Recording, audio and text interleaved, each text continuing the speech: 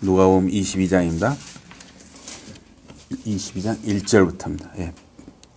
유월절이라 하는 무교절이 다가오매 대제사장들과 서기관들이 예수를 무슨 방도로 죽일까 궁리하니 이는 그들이 백성을 두려워함이더라. 12 중에 하나인 가룟인이라 부르는 유다에게 사탄이 들어가니 이에 유다가 대제사장들과 성전 경비대장들에게 가서 예수를 넘겨줄 방도를 의논하며 그들이 기뻐하여 돈을 주기로 언약하는지라. 그 다음에 14절 22장 14절부터 읽겠습니다. 때가 이르매 예수께서 사도들과 함께 앉으사 이르시되 내가 고난을 받기 전에 너희와 함께 이 유월절 먹기를 원하였노라.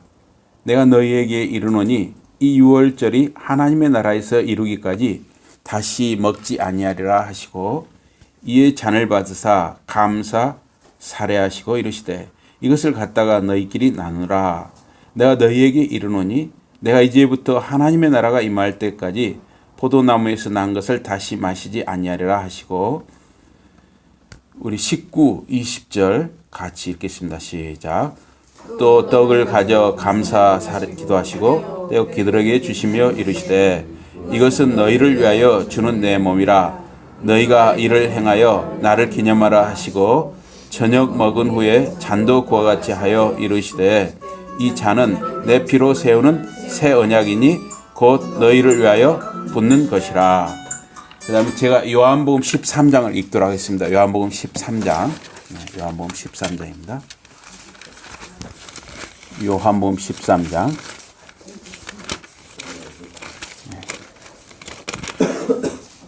요한복음 13장 1절부터입니다. 요한복음 13장 1절에서 20절인데 거기도 역시 다 읽지 아니하고 제가 부분적으로 읽겠습니다. 그 4절부터 제가 읽겠습니다. 4절. 저녁 잡수시던 자리에서 일어나 겉옷을 벗고 수건을 가져다가 허리에 두르시고 이에 대야에 물을 떠서 제자들의 발을 씻으시고 그 두르신 수건으로 닦기를 시작하여 시몬 베드로에게 이르시니 베드로가 이르되 주여 주께서 내 발을 씻으시나이까. 그 다음에 14절입니다. 내가 주와 또는 선생이 되어 너희 발을 씻었으니 너희도 서로 발을 씻어주는 것이 옳으니라. 15절 16절 다 같이 보시겠습니다. 시작. 내가 너희에게 행한 것 같이 너희도 행하게 하려 하여 본을 보였노라. 내가 진실로 진실로 너희에게 이르노니 종이 주인보다 크지 못하고 보냄을 받은 자가 보낸 자보다 크지 못하나니. 예. 우리 서로 인사하시겠습니다. 반갑고 고맙습니다. 인사하시고. 반갑고 고맙습니다. 고맙습니다. 오늘 말씀 제목은 이 아버지와 아들의 아픔입니다. 오늘 말씀 제목은 아버지와 아들의 아픔. 말씀이 육신이 되셨습니다. 보이지 않는 영의 하나님이 보이는 사람의 몸으로 오신 것입니다. 예수님께서는 이 출애굽기에 유월절 양으로 이 세상에 오셨습니다. 애굽에서 나오는 전날 밤에 어린 양을 잡아서 피를 문 기둥과 문 위에 발랐습니다. 그러니까 그 인방이라고 그러죠. 이렇게 문 위에 이렇게 기둥 이렇게 이쪽 가로지르는 거 인방. 어린 양의 피를 보고 하나님이 보내신 이 죽음의 천사가 그 피가 발라진 집은 넘어간 것이에요. 그래서 넘어간다, 패스오버. 그래서 유월절인 거죠. 그래서 그 천사가 죽음의 천사가 지나가고 그 집 안에 있는 생명은 사는 것이죠. 그러나 어린 양의 피가 발라지지 않은 애굽 백성의 집은 모두 그 집안의 큰 아들과 짐승의 첫 새끼가 죽어서 온 애굽에 통곡하는 소리가 가득했습니다. 온 애굽 집안이 다 상갓집이 되어버린 거예요. 그 고가는 소리를 들으면서 이스라엘 백성은 생명의 구원과 노예에서 해방되는 기쁨을 누리면서 애굽을 나오게 되었습니다. 이것을 출애굽이라고 하죠. 그래서 이런 출애굽의 과정이 바로 우리 주님 예수 그리스도의 오심을 미리 드러내는 것입니다. 그걸 예표라 그럽니다. 예수님께서 말씀하셨습니다. 요한복음 6장에 보면 인자의 살을 먹지 아니하고 인자의 피를 마시지 아니하면 너희 속에 생명이 없느니라. 이 인자란 말은 사람의 아들이란 말인데 하나님이 사람의 몸을 입으셨다 해서 인자죠. 그러니까 예수님을 가리킵니다. 하나님은 모세를 통해서 애굽에서 탈출하기 전날 밤에 생명 구원의 유월절을 명절로 기념하도록 하셨습니다. 어린 양의 피를 보고 하나님의 보낸 죽음의 천사가 넘어간 것이에요. 그 피를 보고 구원한 것입니다. 이것은 예수님의 십자가의 피를 미리 바라본 것입니다. 그래서 예수님의 십자가의 피를 통해서 여러분과 저의 죄가 용서함 받고 우리가 구원에 이르게 되는 것이죠. 예수님께서는 교회에 두 가지 예식, 세례와 성찬을 제정하여 기념하라 하셨습니다. 교회 은혜의 방법, 방편에는 세 가지가 있습니다. 이 시간 여러분이 듣는 이 말씀 선포, 이것이 바로 교회에서 성도님들이 은혜를 받는 한 가지 방법입니다. 두 번째는 은혜를 받는 방법이 성례입니다. 세례와 성찬을 통해서 여러분은 은혜를 받는 것입니다. 그래서 이 말씀이 끝나면 성찬식을 또 하겠습니다. 그리고 권징입니다. 권징. 여러분들이 잘못한 것이 있으면 그거는 말씀에 비추어서 이런 점이 좀 고쳐야 할 것 같습니다. 이렇게 교회가 말씀을 통해서 말할 수 있어야죠. 그걸 권징이라고 하는 것입니다. 물론 이 사랑으로 해야겠죠. 예. 그래서 은혜의 방법에는 세 가지가 있습니다. 말씀 선포, 성례, 세례와 성찬, 그리고 권징. 이 세 가지를 통해서 교회는 성도인들에게 은혜를 끼치는 것입니다. 그래서 그걸 교회의 세 가지 표지라고도 합니다. 교회는 반드시 이 세 가지가 잘 아름답게 바르게 시행될 때 바른 교회, 하나님의 교회, 말씀 중심의 교회라고 할 수가 있는 것입니다. 예수님은 십자가에 고난 받으시는 전날 밤에 마지막 만찬을 제자들과 나누셨습니다. 빵과 포도주를 들어 감사 기도하시고 하나님 아버지께 감사 기도하시고 제자들에게 나누어 주셨습니다. 이것은 내 몸이니 너희를 위하여 찢긴 살을, 십자가에서 찢긴 살을 기념하라 하셨습니다. 이 잔은 나의 피로 세우는 새 언약이니 너희를 위하여 흘리는 것이다. 십자가에서 우리의 대속을 위해서 살이 찢기시고 피를 흘려 고난 받으시고 죽으심을 우리에게 기념하라 하신 것입니다. 성찬에 참여한 제자들이 모두 은혜를 받은 것은 아닙니다. 한 사람 가룟 유다는 예수를 배반하여 파는 자가 되었습니다. 12 제자 중 하나인 가롯 유다에게 사탄이 들어갔습니다. 유다가 대제사장들과 군관들에게 가서 예수를 넘겨줄 방책을 의논하며 저희가 기뻐하여 돈을 주기로 약속했습니다. 사탄이 가룟 유다를 도구로 삼은 것입니다. 신자는 성령의 인도하심을 따라서 하나님의 종이 되어야 하는 것입니다. 그러나 신자가 깨어있지 못하고 자기 욕심, 자기 생각에 끌리면 가룟 유다와 같이 사탄의 도구, 사탄의 종이 될 수도 있는 것입니다. 예수님의 제자 가룟 유다가 어떻게 사탄의 종이 된 것입니까? 첫째는 이 가룟 유다가 돈에 대한 애착이 있었습니다. 예수님께서는 너희가 하나님과 재물을 겸하여 섬길 수 없다 말씀하셨습니다. 요한은 가룟 유다를 도둑이고 주님의 돈꾀에서 자주 훔쳐갔다고 했습니다. 이 가룟 유다가 12제자 중에 그 헌금 자료를 관리하는 사람이었거든요. 그런데 정직하게 그걸 관리하지 못하고 자꾸 돈을 빼돌린 것이죠.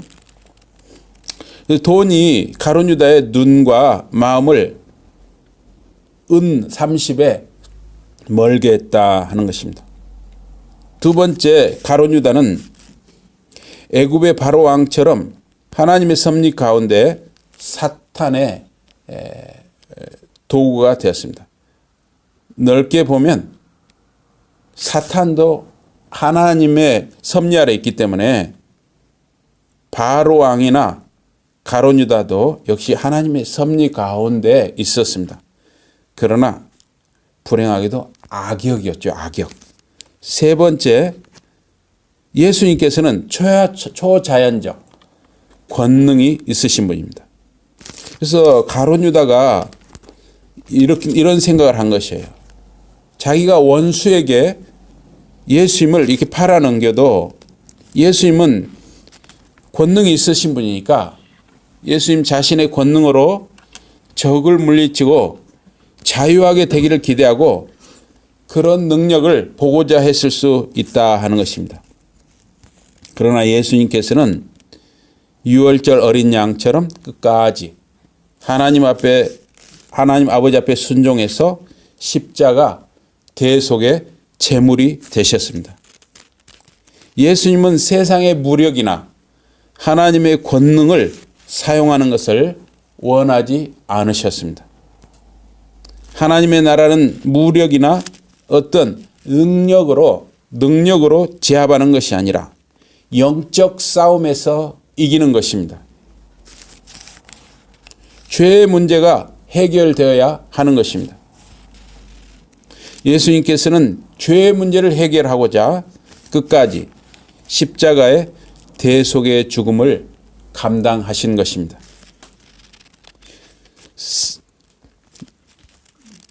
그 다음에 네 번째, 이 베다니의 마리아가 예수님께 향유를 부어드렸습니다. 유다는 왜 그 향유를 낭비하느냐고 항의했습니다. 그 비싼 향유를 팔아서 가난한 자를 위해 써야 한다고 유다는 말했습니다. 이에 대해서 다른 제자들은 가룟 유다가 가난한 자를 위해서 그렇게 말하는 것이 아니라 유다가 본래 도적이라고 말하고 있습니다. 헌금자루에 여러 번 손을 대는 자라고 말합니다. 예수님은 십자가에 죽으시고 장사되는 것을 미리 마리아가 예비하는 헌신을 행한 것이라고 마리아를 칭찬하셨습니다. 가난한 자는 항상 신자의 주위에 있지만 우리 주님이 우리 곁에 항상 함께 있는 것이 아니고 우리를 떠나 얼마 후 하늘로 올라가실 것을 말씀하셨습니다. 이웃을 사랑하는 것과 하나님을 사랑하는 것이 조화를 이루어야 한다는 것입니다. 예수님께서는 너희는 먼저 그의 나라와 그의 의를 구하라 말씀하셨습니다. 또 이어서 온 천하 어디서든지 복음이 전파되는 것은 마리아의 행한 일, 마리아가 미리 예수님의 그 십자가 고난의 죽음을 통해서 장사되는 것을 예비해서 이렇게 예수님께 비싼 향유를 부어드린 그 헌신도 말하여 기념하게 하리라, 이렇게 말씀하신 것입니다. 다섯 번째, 성만찬 자리에서 주님께서 은밀하게 이 가룟 유다에게 말씀하셨습니다. 보라, 나를 파는 자의 손이 나와 함께 상 위에 있도다. 인자를 파는 그 사람에게는 화가 있도다. 그 사람은 차라리 나지 아니하였더라면 자기에게 좋을 뻔하였느니라. 가룟 유다가 그때 랍비어 내니까 라고 묻자 예수님께서는 네가 말하였도다 하시면서 빵 한 조각을 찍어주시며 유다에게 내 하는 일을 속히 하라 하셨습니다. 가룟 유다는 애굽 왕 바로처럼 나쁜 쪽에 쓰임을 받았습니다. 성경에 보면 아합 왕이나 이세벨처럼 악역, 나쁜 역할로 쓰임받는 자들이 성경에 많이 나옵니다. 여러분께서는 선한 일에, 아름다운 일에 쓰임받는 인생이 되시기를 바랍니다. 유대인의 3대 명절은 유월절과 장막절과 오순절입니다. 그중에 유월절이 가장 큰 명절이라고 할 수 있습니다. 430년 애굽 노예 생활 해방과 출애굽 전날 밤 어린 양의 피를 문 기둥과 그 인방 문 위에 발라서 장자의 생명을 구했기 때문입니다. 10가지 재앙으로도 자유를 얻지 못했지만 마지막 10번째 재앙, 장자의 죽음 전에 어린 양의 피가 문 기둥과 문 위 인방에 발라졌을 때 이스라엘이 생명을 살릴 수 있었고 구원과 해방을 얻었던 것입니다. 예수님께서는 내 살은 참된 양식이요 내 피는 참된 음료로다. 내 살을 먹고 내 피를 마시는 자는 내 안에 거하고 나도 그 안에 거하나니 살아계신 아버지께서 나를 보내심에 내가 아버지로 인하여 사는 것 같이 나를 먹는 그 사람도 나를 인하여 살리라 말씀하셨습니다. 유월절 양과 피는 예수님과 십자가의 구속의 피의 예표, 미리 나타내 보여주시는 표인 것입니다. 유월절 양을 잡을 무교절 일이 이른지라 예수께서 베드로와 요한을 보내시며 말씀하시되 가서 우리를 위하여 유월절을 예비하여 우리로 먹게 하라. 유월절 만찬을 먹기 위해서는 충분한 크기의 방이 준비되어야 합니다. 제자들이 12이나 되었잖아요. 그리고 어린 양의 고기를 먹으려면 성전에서 잡고 또 그것을 잡은 고기를 불로 구워야만 합니다. 뭐 소금을 이렇게 뿌린다든가 해서 이렇게 구워야죠. 그래서 그 유월절 음식을 먹기 위해서는 시간이 필요하고 미리 준비해야 합니다. 또 빵도 무교병으로 준비를 해야 됩니다. 그 무교병이라는 것은 이스트를 넣지 않은 이 딱딱한 빵입니다. 급히 애굽을 빠져나와야 했기 때문에 시간을 절약하고자 이 이스트를 넣지 않은 부풀려면 시간이 많이 걸리잖아요. 그래서 무교병 그 부풀지 않은 빵을 준비하라고 하신 것으로 보입니다. 그래서 이스트는 부풀어 오르는 기능이 있기 때문에 죄가 오염되면은 이 퍼지는 것처럼 죄를 상징하는 것, 이것이 바로 이스트라고 할 수도 있습니다. 그래서 이스트를 넣지 않는다 하는 것은 죄를 멀리하라는 의미가 그 유월절에 그 이스트를 넣지 않은 빵, 무교병을 먹는다 하는 것에 들어있는 것입니다. 그래서 유월절 만찬은 출애굽 12장 11절에 보면 일어서서 먹었습니다. 그러니까 급히 애굽에서 탈출해야 하기 때문에 짐을 모두 싸서 어깨에 맬 것은 메고 또 보따리로 들 것은 들 준비를 한 채로 서서 먹는 거예요. 전달이 오면 바로 애굽을 빠져나가도록 하기 위해서. 그 후에는 이제 가나안 땅에 정착하게 되기 때문에 이 유월절 잔치 음식을 먹게 되면 이제는 서서 먹을 필요가 없는 거죠. 정착을 했기 때문에. 그래서 그때는 이제 앉아서 먹고 그 이후에는 여기 이제 복음서에 보면 서로 기대어 먹기도 하고 누워서 먹기도 했습니다.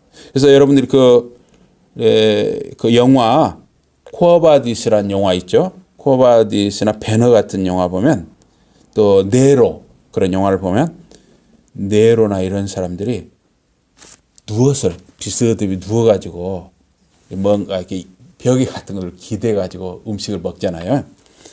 그래서 이 성만찬이 식사를 할 때 예수님 당시에도 아마 그 비슷한 모습으로 약간 비스듬히 누워서 또는 서로 기대서 먹었을 것이다. 이렇게 보기도 하는 것입니다.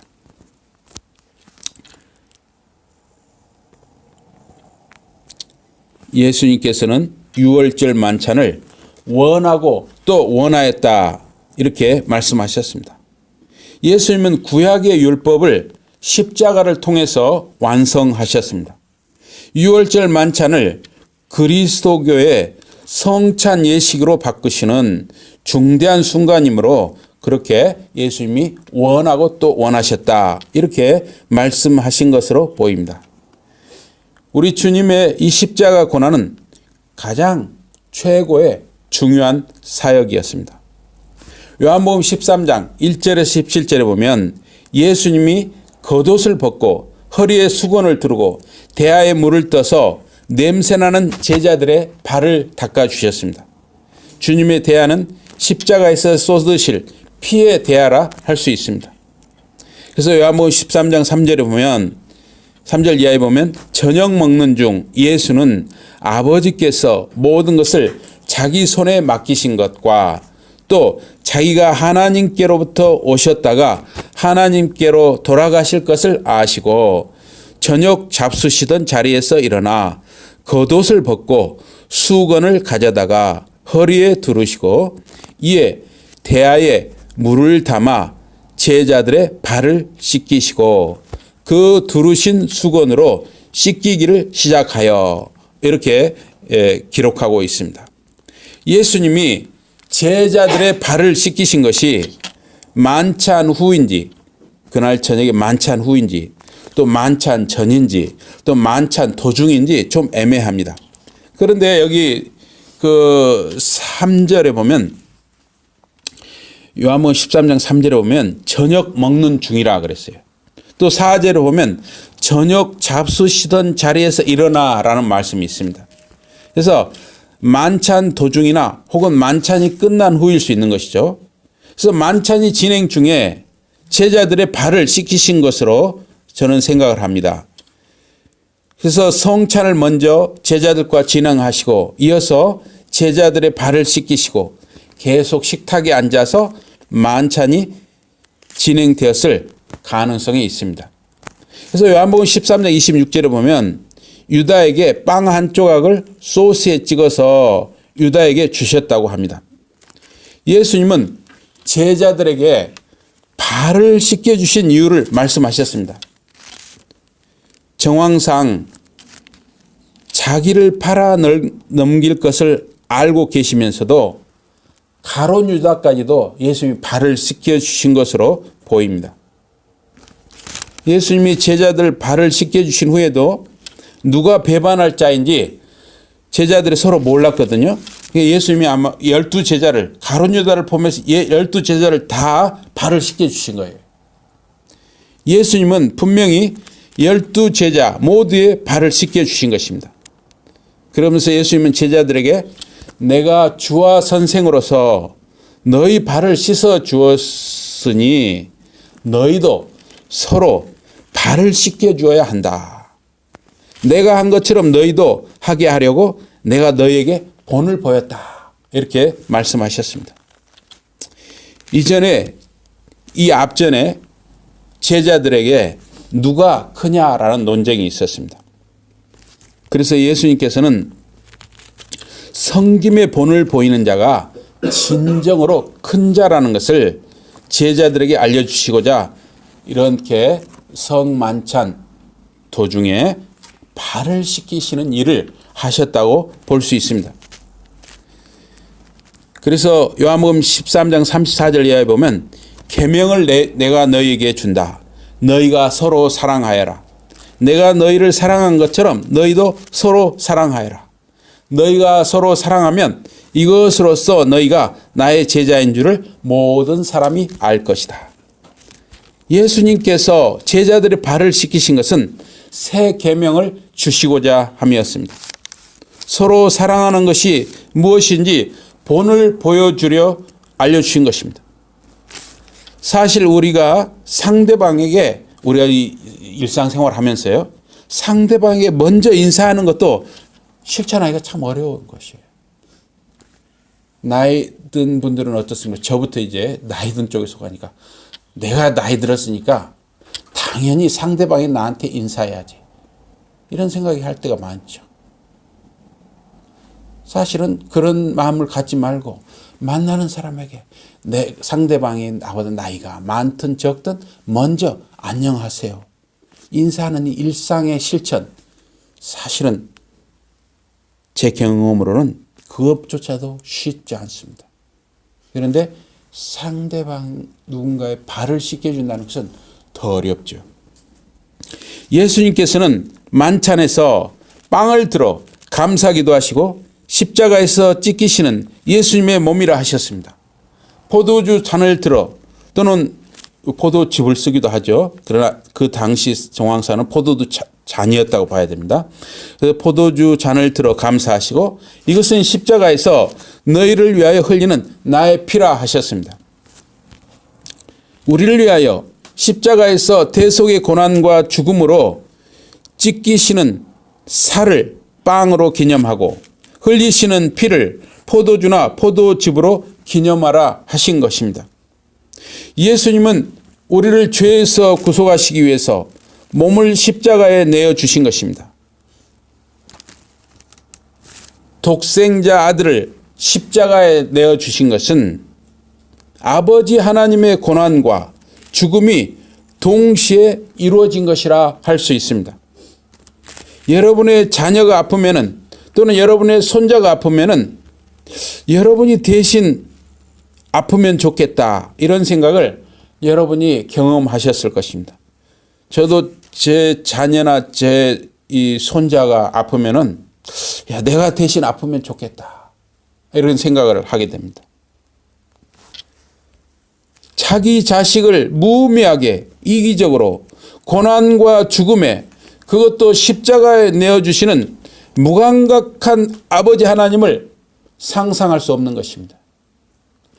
예수 그리스도가 십자가에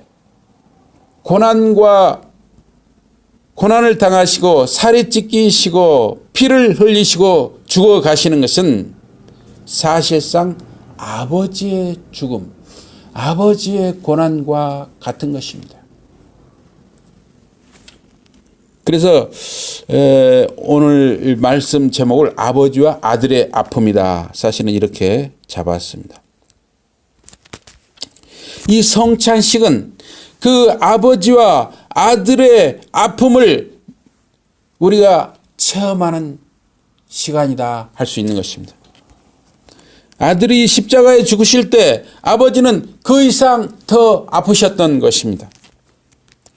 예수님께서는 우리가 이 성찬식을 그냥 먹고 마심으로 지나지 말고 내가 너희 발을 씻어 준 것처럼 너희들도 일상에서 이렇게 뭔가 섬기는 삶을 살아라. 이런 의미에서 예수님께서는 성찬식을 행하시면서 동시에 발을 씻어주는 본을 보이셨다 하는 것입니다.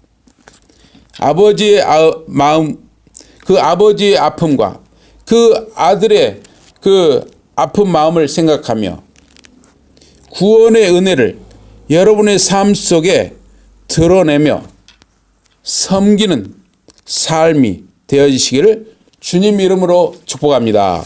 아멘.